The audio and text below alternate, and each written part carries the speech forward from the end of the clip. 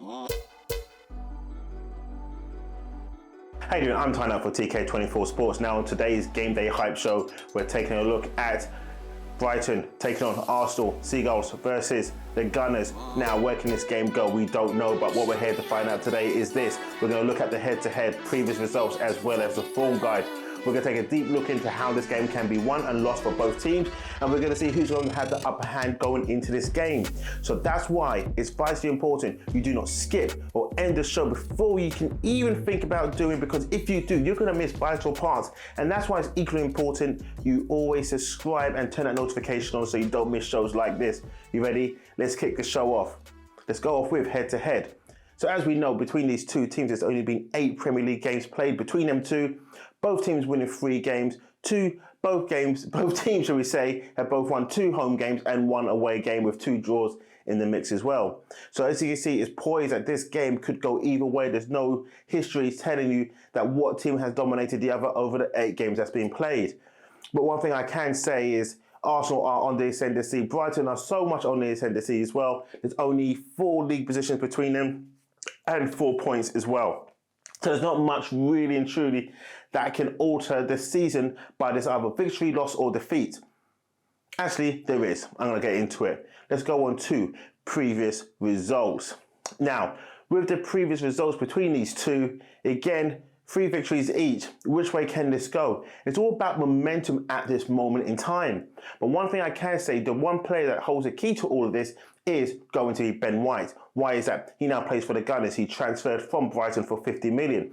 This man knows Brighton inside out, but Brighton know this man inside out. So let's start off with Brighton. What they're going to do when they want to attack Arsenal. Well, they now know that Arsenal play a very great pressing game. They also know on the right-hand side for the right back, they're not going to get past Tomiyasu. They're not going to get past him at all, so there's no point locking long balls over that side. They can look to the left, though, and take advantage of Kieran Tierney, but this guy's a beast. I mean, come on.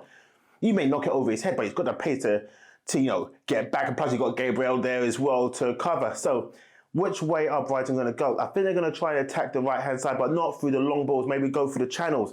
And they will go for the near post. Why? Because Ben White is not the best in the air, so they may try and take advantage of that. But Ben White knows that. He knows what Brighton's going to try and do. And equally to that, he knows Graham Potter's method. He is the key to what's going to happen this weekend coming up. Ben White can actually go to Arteta and the rest of the team and assist them and say, this guy's a joke, this guy can't pass, this guy can't press too well, this guy gets flappy with this. You say this about this man here, he may break down.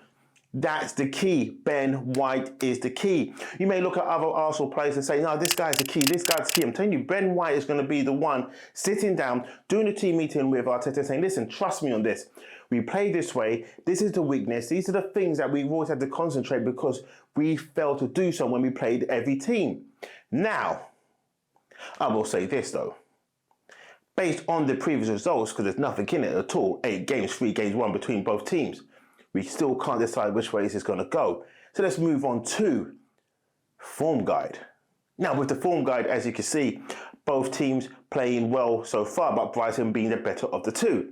Start of the season, Arsenal, of course, lost their first 3 games. Embarrassing international breaks come up.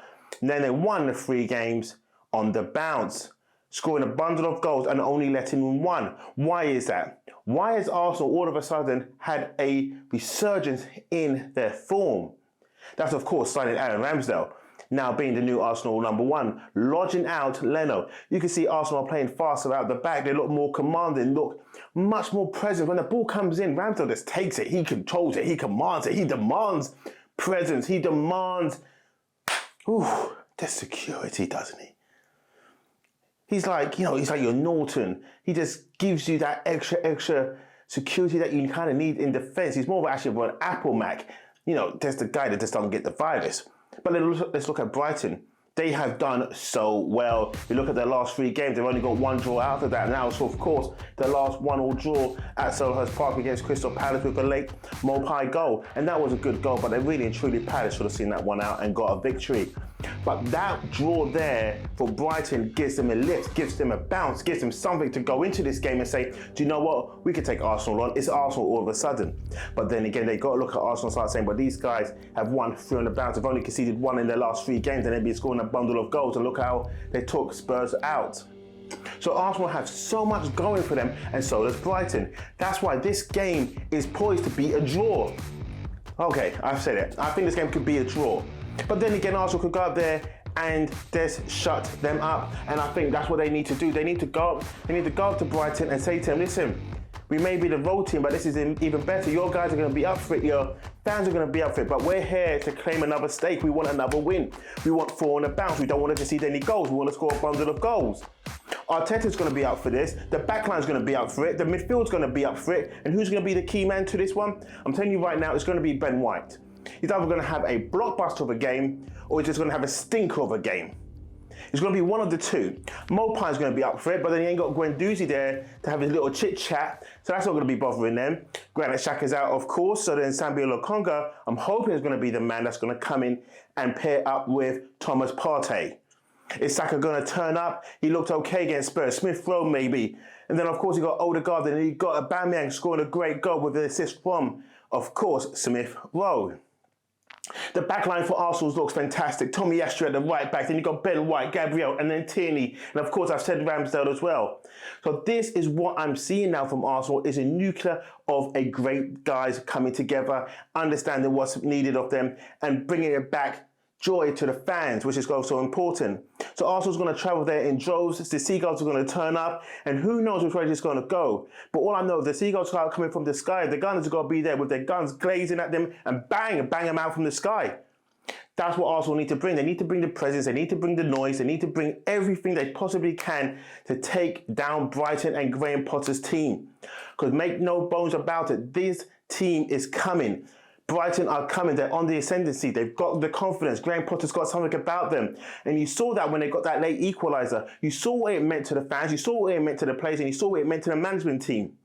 They want this more than anything because they know 3 points will take them into the ascendancy. 3 points could take them into the top 4. 3 points with their +5 goal difference means a lot. But then Arsenal, of course, are on a -5, so they've got to go there. They've got to score at least 3 to 4 goals, and they can do it. They just have to believe and go out there and show what they're all about. They can't go to teams like Brighton, no disrespect, and say, well, you know what, if we get 3 points, we're lucky. They're going to be saying, listen, we just want 3 on the bounce. We know what we can do. We know how we can play. We know if we turn up, we will show out and shut the place down. And being on the road is where the players need to be mentally. They can be focused on thinking, let's go there, shut down the stadium, come away with 3 points, another clean sheet, and roll on to Villa. That's what they need. I said, after the international break, Mikel Arteta, for me, has 5 games and he's got to win all 5 games in a row. That will give him 15 points. And who knows after that, with 15 points in the bag after 5 wins, where do they go from here? That leads them into deep October. And with 15 points on the board, people start looking at Arsenal thinking, this could be the year. With no Champions League football, no European football, then they got more time to recover, more time to do more things on the training ground. This is Mikel Arteta's year. This is his team, and he's now ready to take on Graham Potter and bring them down. So, what's your thoughts anyway? Everything that we've just concluded here, everything that we've just said, who is going to win this game? Who is there for you to say it's going to be Brighton, no, it's going to be Arsenal, or actually it's going to be a draw? Either way, leave your comments below and make sure you like, subscribe and turn that notification on so games like game day hype like this, you will never miss again. And of course, why not have a look at these other shows that we've also taken care of and put together for you to watch. But anyway, I'm tying up for TK24 Sports. Thanks for watching, and we'll see you very soon on Monday, of course, for the Premier League review show. See you later. Bye.